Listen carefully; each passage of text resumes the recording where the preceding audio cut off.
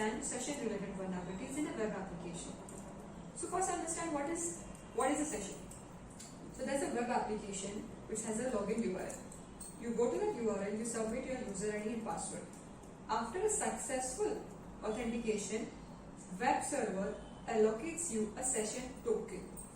After successful authentication, you get a session token from the web server.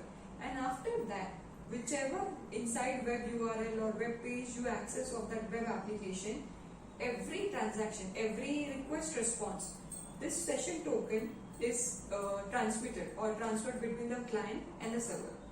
So on that session token, after authentication that you get, the session is established. Each request response, this session token goes between the client and the server. You must have heard a lot about session hijacking, session injection, cookie injection attack, or session replay attack. A lot of session related attacks are there. To prevent all the session related vulnerabilities, to end this chaos or this hoopla of this attack, that attack of session, all you need to do is validate.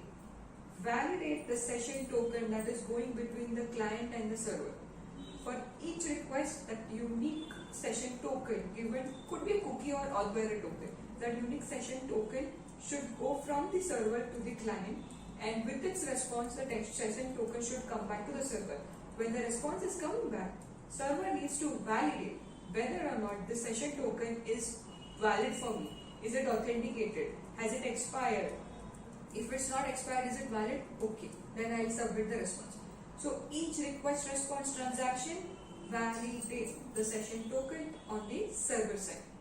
This will prevent all the session related vulnerabilities within your web application. Thank you.